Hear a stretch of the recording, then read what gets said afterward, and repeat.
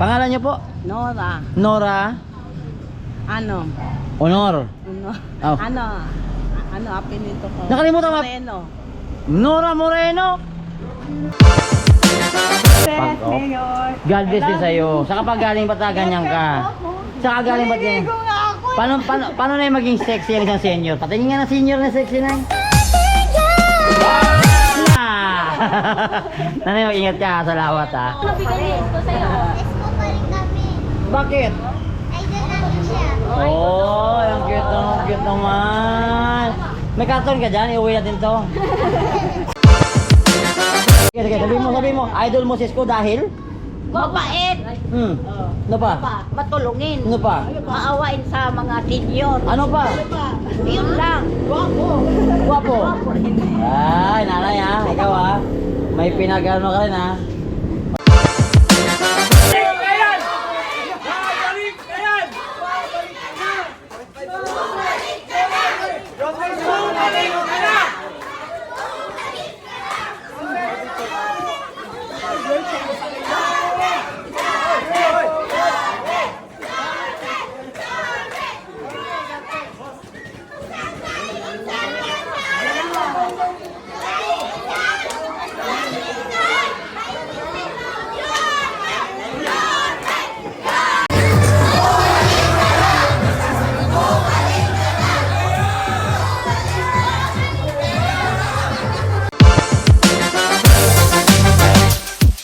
Tanong ako sa inyo, Nay.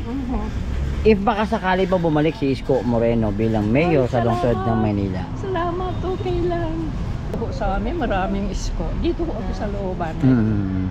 O Nay, so ano po ba na yung mga isa sa mga tumatak sa inyo, Nay, na ginawa ni Yorme sa lungsod ng Maynila? Ay naku, marami po. Yung lalo na po yung mga pagka dumarating ang mga ganitong sakuna, andyan siya, nagbibigay ng mga ayuda sa tao.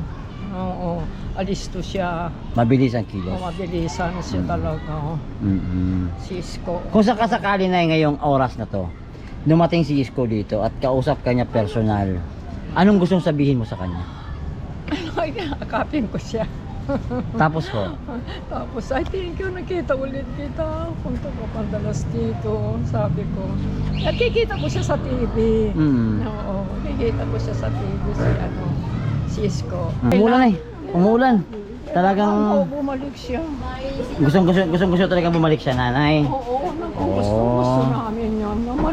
Namin yan, si Isko. Mahal na mahal niya talaga. Nakikita mo, oo, nakita niya si Yorme. Ayun pala si Yorme sa taas. Nay, kung magkakaroon ng tambalang Isko Moreno Dumagoso at Ali Atienza, ano ho ba yung masasabi ninyo? Kay Atienza. Oo, magkakaroon ng tambalan. Atienza, marami rin ho siya na nagawang maganda nung araw na nasa siya. Yorme, sabi ko, ako yung taga 259. Sana bumalik ka uli sa gobyerno natin para kami matulungan mo ulit dito sa 259. Senior Nay, ano ho bang malaking nagawa ni Yorme para sa inyo? Sa mga gamot-gamot namin, marami siya na yan sa center. Kasi ang mga gamot ngayon, pag walang stock, bibili ka na anak. Bibili ka na, walang Sa ngayon? stock daw.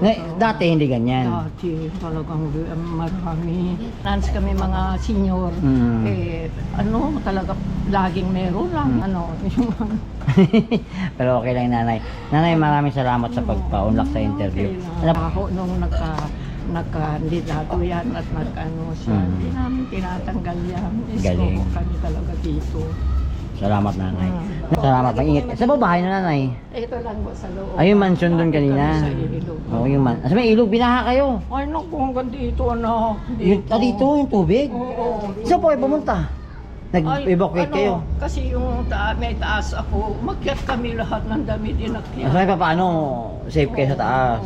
Kahit na nakaupo ka na lang, matutulog kasi maliit lang yung bahay ko. So sa isang bahay na ilang kayo magkakasama? Mga anak ko, apo ko. So nagkakasya naman kayo sa loob? Magkakasama kami. Kaya lang naman yan mo sila, kawawa sila. Oo, pero may awa ang Diyos na. Lang is pagdadasal sa Panginoon. Kaya, Baka sakali ba bumalik si Yorme Isko sa lungsod ng Maynila bilang isang mayor, anong masasabi mo? magaling siya. At bakit? Gusto ko nga siya mayor eh. Kasi nga marami siyang nagawa dito sa Maynila. Tsaka napaganda niya yung Maynila. So, ano bang isa sa mga tumatak sa puso mo na ginawa at binaganda ni Yorme sa lungsod? Yung lugar ng Maynila, pinaganda niya. Oh, saan ho Tapos dyan? nakagawa pa siya ng ospital sa Baseco compound. Kasi dati nakatira nanay. Sa Baseco? Oh. Tapos ate, ito, if baka sakaling ngayong oras na to, si Yorme nandyan sa gedli-gedli lang, at bumaba rito at kinausap ka ngayon personal, anong gustong sabihin mo sa kanya at paano mo siya kukumbinsihin na tumakbong muling mayor? Sasabihin ko sa kanya na tumakbo ulit siya para para gumanda ulit yung ng Maynila. Kasi nung napalitan siya parang hindi katulad nung nakaupo siya. Parang kukulangan mo ba kayo? Oo, okay. Ito lang ngayon ate, last question ko sa'yo. If magkakaroon ng tambalang Iskong Moreno at Ali Atienza, mayor at vice mayor sa lungsod ng Manila, ano ang magiging punto mo? Ayos lang. Pwede naman. So kilala mo ba si Ali Atienza? Anak ni Atienza? So anong magiging punto mo sa pagkakasama nila dalawa? Hindi ko kasi masyadong kilala yung Ali Atienza. Pero narinig mo na? Naririnig ko lang, yung tatay niya kilala ko. Ako kilala mo ako? Hindi. Hindi tayo magkakilala. Anyway, nice, what's your name? Juby. Juby. Ay, ako pala si Jubu. Ay, nice to meet you ha. Ingat ka ha. Tanong na kami sa'yo. Mga pangmalakasang tanong na pinakamahirap sagutin sa buong mundo. Ito, tanong ako sa'yo ate. Sige po. If baka sakaling bumalik si Iskong Moreno bilang mayor sa lungsod ng Maynila, ano po masasabi ninyo? Mas okay naman po siguro. Bakit po?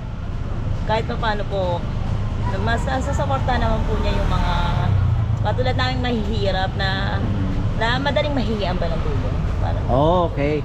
So, ate, ano po ba yung mga tumatak sa isip nyo at sa puso nyo na ginawa ni Yorme Isko sa lungsod? sa ano po, katulad po niyan, hindi niya po pagka oras na may mga sako ng katulad nga po ng baha, mga kahit ano po bang, madali po siyang hingian. Tsaka, madali siyang lapitan.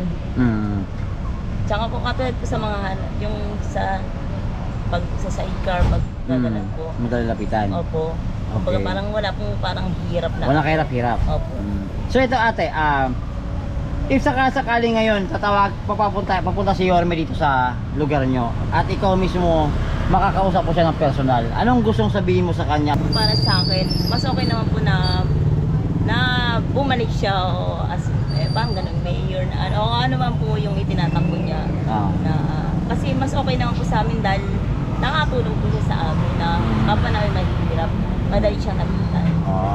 Ito naman ate, if sakaling magkaroon ng tambalang Isko Moreno at Ali Atienza bilang mayor at vice mayor sa lungsod ng Manila, ano magiging punto mo doon? Kung pareho, okay naman po siguro kung pareho naman po makakatulong naman po sa katulad namin mahihirap. Para naman po. So, okay sa inyo? Okay naman. Ayan, maraming salamat ate. Alright, magandang hapon mga kaibigan, this is Charlotte. Kasama ko po si Eunice ngayon. At the first time may kasama akong Eunice. Actually wala talaga si Eunice lagi sa lakad ko. Ako lang ngayon lang to nangyari kasi nagkita-kita kami sa Gedli. But for now, nandito po tayo ngayon sa may Zone 23, District 2. Ayan, so last time kasi hindi natin naikot masyado itong District 2. So dito tayo, ikot tayo dito. At magtatanong tayo kung ano kaya masasabi ng mga kababayan natin dito po sa lungsod ng Manila. Itong if sakali ba magkaroon ng tambalang Isko Ali Atienza, ano kaya ang kanilang magiging opinion. So ito, sasabi ko lang sa inyo na respetuhin natin lagi ang kanilang mga opinion at panatilihin natin friendly sa kanila para at least walang masyadong alam mo na, medyo init. So anyway mga kaibigan, ikot tayo, maglalakad tayo, mamamusta tayo, kwentuhan lang, chill lang. So ayan, this is Reds and Eunice. Ayan, magandang hapon po sa inyo, ingat po kayo, see you po. Hapon! Nay, nandito kami Nay para mangulit sa'yo Nay. Magandang hapon sa'yo Nay. Ako po si Reds Nay, vlogger po sa lungsod ng Maynila. Ate, hi. Ang ganda ng kilay mo ate, sana all. Gusto ko matiis ko eh. Bakit po? Maganda siya magpalakad eh. Ano ho ba yung tumatak sa puso nyo na ginawa ni Isko Nay? Dami. Bigyan mo kaysa Nay. Nakakatulong siya sa tao. Tulong tao. Ngayon Nay, kung bibigyan ka ng pagkakataon ngayon, nandito si Yorme sa gilid-gilid lang. At gusto ka kanyang kausapin ng personal, anong gusto sabihin mo sa kanya? Eh siya pa rin ang ano namin, buto. Wala na iba. Ano iba? Talaga ha? Sabi mo yan ha? May ulan ngayon. May kidlat. Alam mo na. Kidlat. Nay, ito Nay. Kung magkakaroon ng tambalang Isko Moreno at Ali Atienza sa lungsod ng Manila bilang mayor at vice mayor, anong masabi?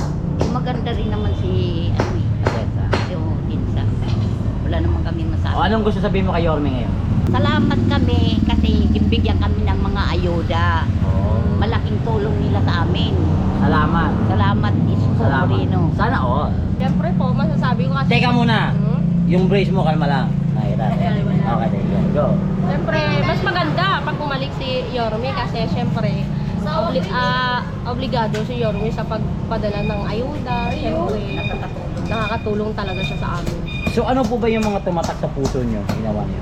Yung ano po, yung kada buwan-buwan po, nagbibigay nga siya ng food box. Siyempre, malaki rin talaga yung naitutulong niya sa amin, di ba? Malaking Tsaka yung palinisan talaga, na mapapansin mo talaga sa Maynila.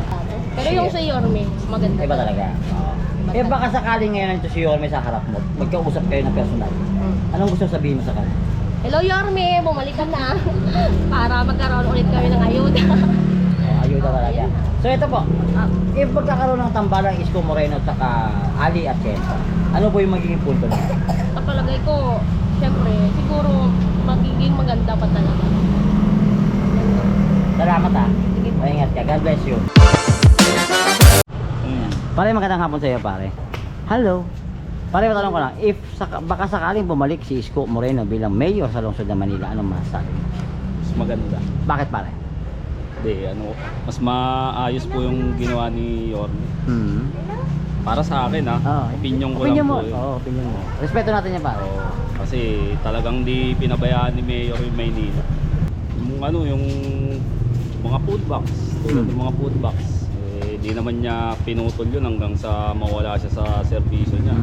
Talagang nagbibigay siya ng mga food box. Gusto namin, tama yun, bumalik na siya. Ito, pare. Isko Moreno, Ali Atienza, magkakatambal vice mayor at mayor. Anong punto mo doon? Si Ali Atienza okay naman, pero si Yorme talaga ang hinihintay ng mga batang Maynila. Siya nga gusto namin bumalik kasi naramdaman namin pagmamahal. Talagang naramdaman yung Lalo na pagmamahal. yung COVID. Hindi na kami, pinababayaan. Lagi may padala. Sobra pa. Ano siyang tulong na binigay sa amin. Especially sa senior nanay. Senior ka na, nanay? Senior. Ano po ba? Senior, hindi ka pwede. Nagyan kaming gatas, mga dilata, at mga bigat. Gano'n. Lahat nabigyan kayo. So sana all, nay. Sana all. Lagi ka. Di ba? So, ito ngayon, nanay. Kung mapagbibigyan kayo sa araw na ito na makausap mo si Isko ng personal, anong gustong sabihin mo sa kanya? Sir, balik ka na. Balik ka sa Maynila kasi ikaw ang kailangan namin dahil ikaw lang tumutulong. Naramdaman namin pagmamahal mo. Di mo kami iniwan, di mo kami So paano mo siya ikukumbinsihin? Sabi ko, ay marami yung gusto mo man siya rito. Oo, kasi talaga kasi balikan namin, hindi ka tatak mo sa Maynila, sa ano sa Maynila na lang. Okay na, ito na. Kung magkaroon man ng tambalang Isko Moreno at Ali Atienza sa lungsod, anong magiging punto mo? Okay din naman sa akin. Okay. Pagmahal din yung sa akin. Maraming salamat, nanay. Napaganda niya pa yung Manila. Nay, ang pangalan niyo po? Teresita Miranda Donis. Nay, magandang hapon. Kamusta ho ang buhay ninyo bilang nagtitinda ng mga kakanin, mga pagkain? Kamusta po buhay? Maganda. Ano lang. Ganda ho, nay, sa ganitong pamumuhay na. Naghahanap buhay po ako para sa anak ko. Nang marangal. Nay, ito na, may tanong ako sa inyo. Nay, if baka sakaling bumalik si Isko Moreno sa lungsod ng Manila bilang isang mayor, ano pong masasabi ninyo? Maganda po pagkaano niya. Kung babalik siya. Bakit ho maganda? Gusto siya ng taon bayan. Sa iyo ho, sa opinion nyo, sa puso nyo, ano po ba yung ginawa ni Yorme na hindi nyo makakalimutan? Nagbigay ng pagkain, nagbigay ng mabigas, Ano pa ho? Ano pa? mga Yung kahon-kahon, pera, Bahay hindi ka binigyan. Naku, nahuli ka sa balita. nahuli Oo, dapat hinabol mo. O, tapos na ito na, may tanong ako sa inyo. Kung anong sa oras na to ngayon, sa oras na to, nandito si Isko, nagtatago lang. Tapos kakausapin kanya ng personal. Anong gusto mong sabihin sa kanya? bukunan, Puhunan. Ah. Gaano ho ba ka-importante sa inyong puhunan? malaki. Sobrang malaki. Tapos nagpapaaral ako ng anak ko. Mhm. Nangungupang kamo. Nangungupang kamo. Oo. Nay, kung magkakaroon ng tambalan Isko Moreno at Ali Atienza, anong magiging opinion mo doon? Magiging opinion ninyo? Pareho, boboto ko. Pangalan niyo po? Nora, Nora ano? Honor. Ano? Ano apelyido ko? Nakalimutan mo. Moreno. Nora Moreno.